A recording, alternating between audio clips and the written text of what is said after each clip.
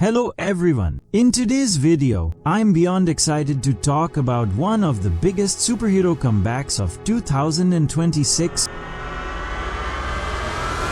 Masters of the Universe.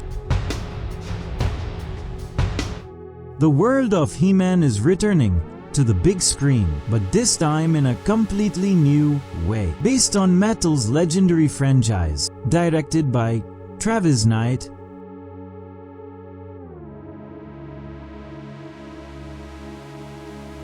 and starring Nicholas Galitzine as Prince Adam.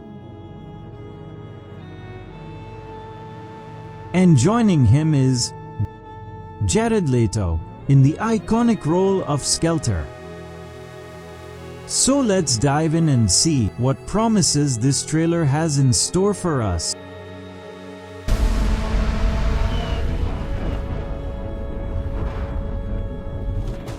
The story begins with a young Prince Adam, played by Nicholas Galitzine, fleeing a devastating war and finding himself stranded on Earth. In the chaos, he loses his legendary sword, and with it, his true identity.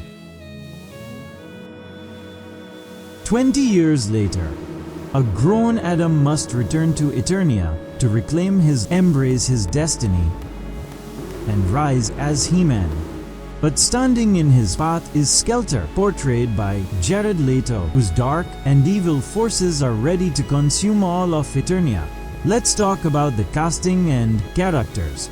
He-Man is played by Nicholas Galitzine, stepping in as Prince Adam, known from the Gilded Age.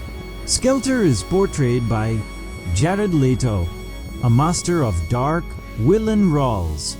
The supporting cast includes Kamala Vindis, Alison Brie, and Idris Elba. That's some serious star power. And on the voice side, we have Kristen Wiig and Charlotte Riley lending their voices to key characters. The trailer is packed with cinematic shots of Eternia, epic battles, and powerful magical elements. The level of CGI clearly shows a massive budget behind this film. Under the direction of Travis Knight, a master of stop motion, we are getting an exciting blend of live action and CGI. The film keeps the nostalgia of the classic cartoon while giving it a modern take. It follows a classic hero's journey, destiny, power, and responsibility, the timeless hero arc. Young Adam arrives on Earth. His first connection with the legendary sword. The iconic "I have the power" transformation. Skeletor's Dark Lord entrance. A massive, epic battle sequence. Old versus new. The 1987 live-action version versus the 2026 reboot. The campy tone of the classic cartoon versus the more serious cinematic approach.